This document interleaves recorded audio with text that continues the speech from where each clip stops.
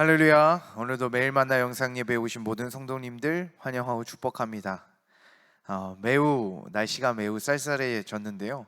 모든 성도님들 감기 조심하시고 오늘도 함께 같이 말씀을 통해 은혜 받기를 소망합니다. 오늘 말씀은 디모데전서 1장 1절부터 3절까지의 말씀입니다. 디모데전서 1장 1절부터 3절의 말씀, 이 시간 함께 같이 봉독하겠습니다.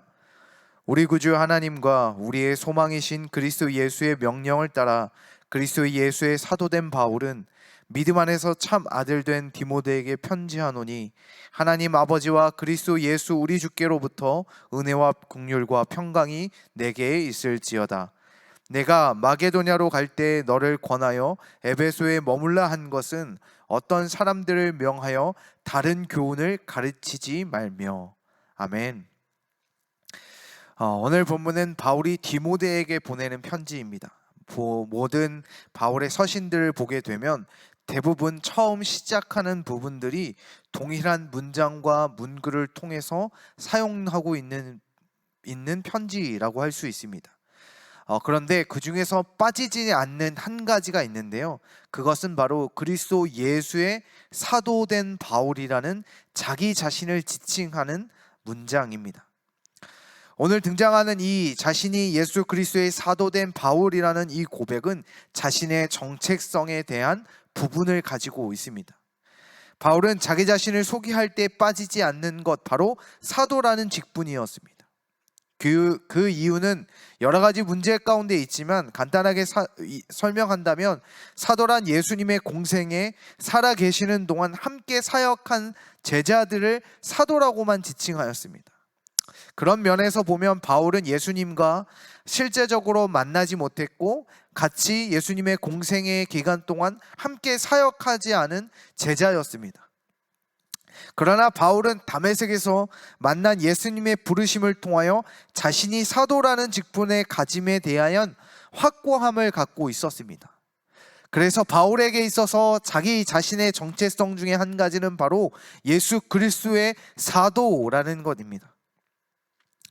그렇지만 많은 사람들이 그 모습에 대해 탐탁지 않았고 바울을 지적했고 공격했고, 바울에 대하여 이 사도라는 직분을 통해 갖는 것에 대해서 많은 사람들이 불평과 불만들을 갖고 있었습니다. 그럼에도 바울은 자신의 사도임을 포기하지 않았습니다. 또한 오늘 본문처럼 그는 계속해서 자신이 사도임을 공표하고 선포합니다.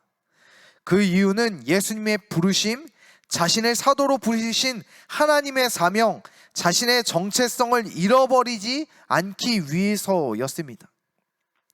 그렇듯 정체성을 지키는 것은 매우 중요합니다. 우리가 가져야 하는 정체성이 있습니다.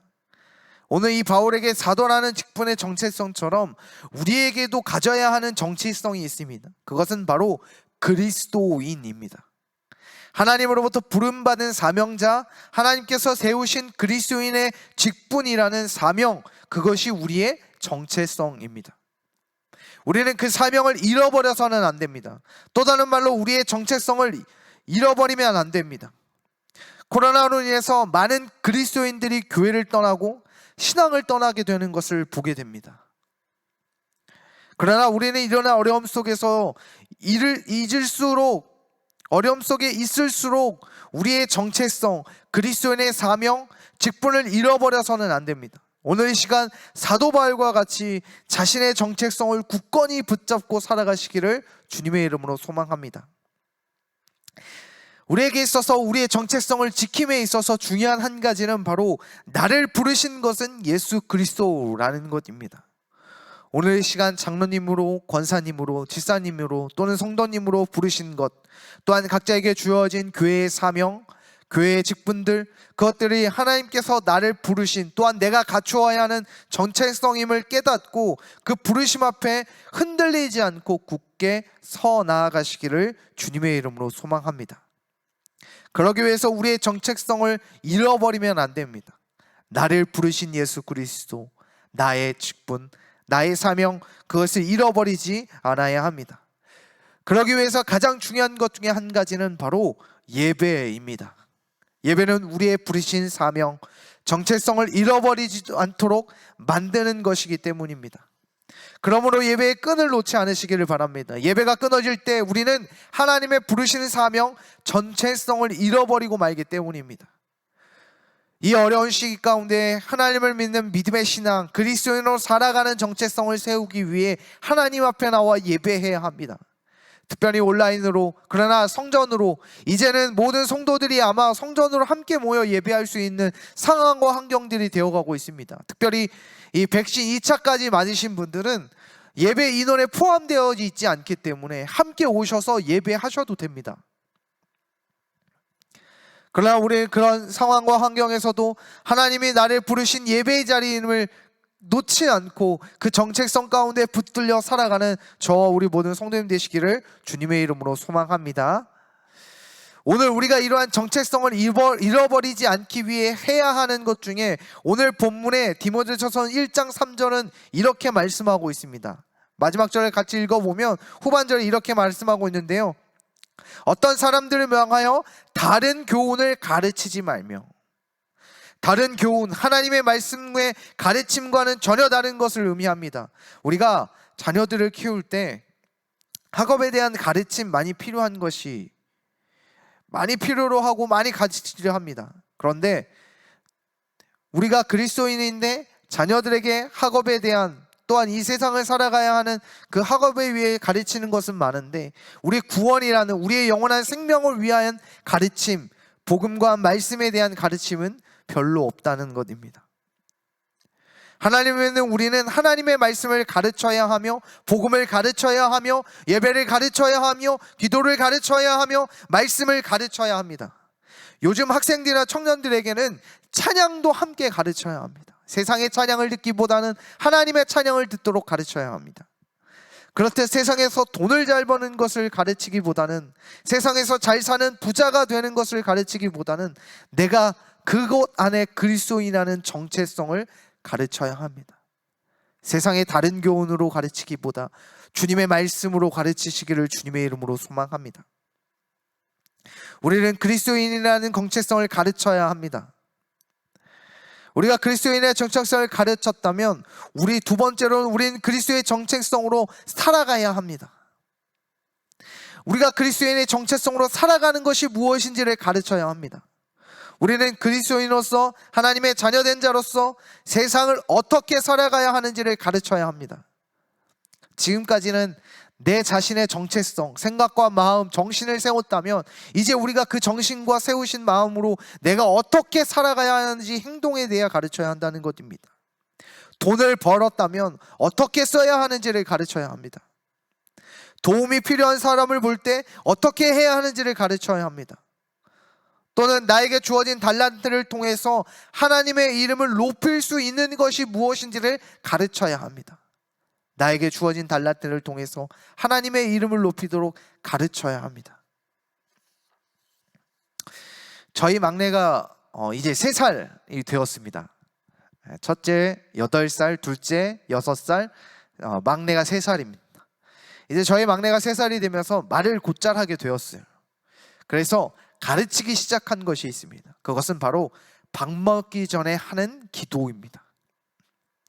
매우 짧은 기도이고 또 잘 따라 하지는 못하지만, 어수룩하고 부족하지만 막내에게 밥 먹기 전 하나님 앞에 기도하는 것을 가르칩니다. 왜냐하면 그것이 그리스도인으로 살아가야 하는 방법이기 때문입니다. 또한 제 아내가 아이들을 키우면서 하는 것 중에 몇 가지가 있는데요, 첫 번째로는 성경을 읽는 것입니다. 아이들과 함께 성경을 읽습니다. 아이들이 적용하는 큐티책이 있는데요, 그 큐티책을 사용해서 함께 큐티를 합니다. 또 한 가지는 성경을 쓰는 것입니다. 아이들에게 세 절에서 한 절, 또 못 쓸 수도 있지만 되도록이면 성경을 한 절이라도 쓰려고 매일 시킵니다. 매번 공부하는 거 학교에서 내어주는 받아쓰기도 하지만 그것만 하는 것이 아니라 받아쓰기를, 사실 제 첫째가 받아쓰기를 좀 많이 틀려서 옵니다. 10문제씩 내주는데 한 문제 맞아 올 때도 있어요. 그런데 저도 그랬던 적이 많기 때문에 그냥 열심히만 해라. 그래서 이 다 맞는 것의 목표가 아니라 이제 하나 맞았으니까 2개 맞는 거, 3개 맞는 거, 그거의 목표를 삼고 해보자라고 가르칩니다. 그런데 그 받아쓰기를 더 시키는 것보다 성경 쓰기를 가르친다는.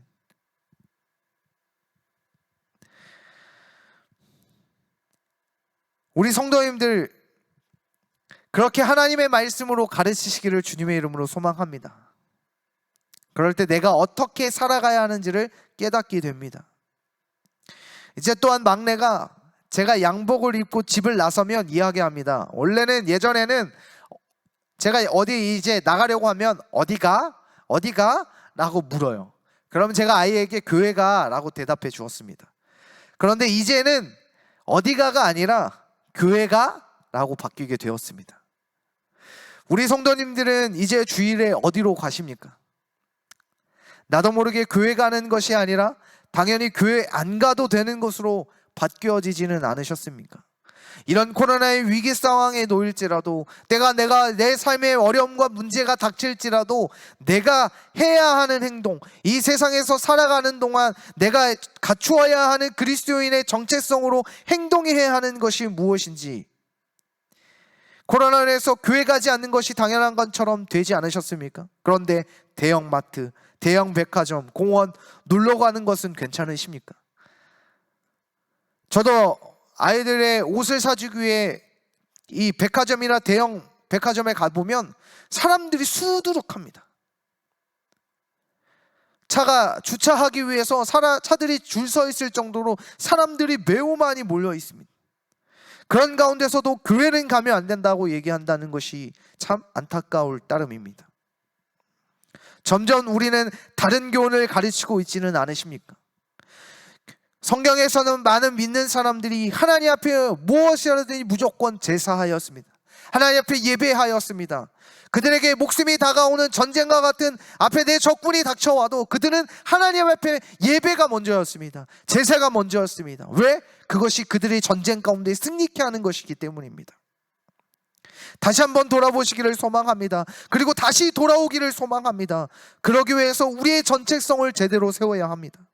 그리스도인의 정체성, 예배하는 자, 기도하는 자, 말씀을 듣는 자, 말씀대로 살아가는 자, 참된 그리스도의 정체성으로 굳건히 하시기를 주님의 이름으로 소망합니다.